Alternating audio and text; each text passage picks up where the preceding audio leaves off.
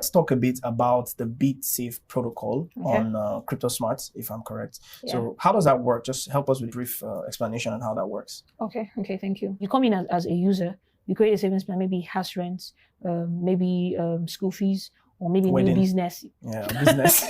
Wedding. People also say that's a good one. Yeah, that's true. That's a good one. Yeah. So wedding, and then you can make unlimited deposits. Now, as you make these deposits, your interest is being calculated. The interest rate is determined based on the total value that's locked on the protocol, and based on the reward pool, the amount that's in the reward pool. So we had some variables that we put in, which would be in the protocol, and some constants. One of the I can't say that, my lawyer will finish me. I was supposed to patent the formula and stuff. Okay. So, but essentially what it is the rates are not set by a centralized body. They're set by the algorithm, and they're set based on some variables, which is the total value locked in the protocol. So somebody who's depositing a certain amount at a time where the TVL is $100,000 will get a different rate from someone who's depositing at a time when the TVL is $1 million.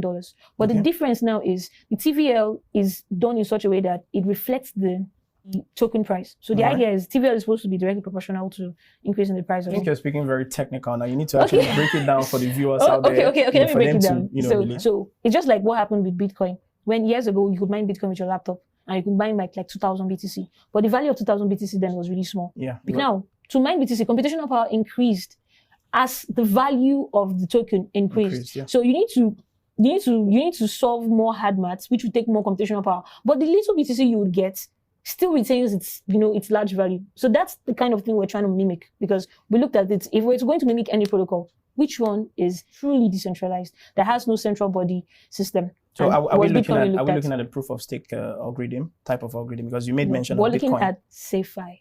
Okay. So that's what we call it, SafeFi. So our finance system, when the common man deposits savings, the interest is minuscule.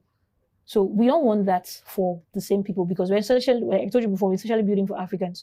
But that doesn't mean that people outside Africa won't use the protocol. So the idea is when you save, there should be substantial interest that you can receive from that savings. There's also a buyback mechanism that is in the protocol, such that the more people come in to use the protocol, the more value the protocol has. So what about the liquidity? The liquidity is essentially because if you're giving people a higher percentage of interest from saving. No, we're not doing that. It's the algorithm that does that. All right. So we can't say this is what it should be.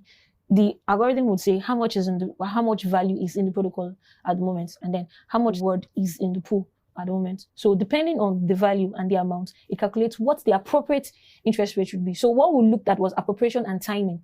That was what we looked at, because time is important in finance. Appropriation also is important. So we don't set it automatically. We just put the maths, because maths is amazing. 1 + 1 = 2. Yeah, ladies and gentlemen, I guess class is in session right now.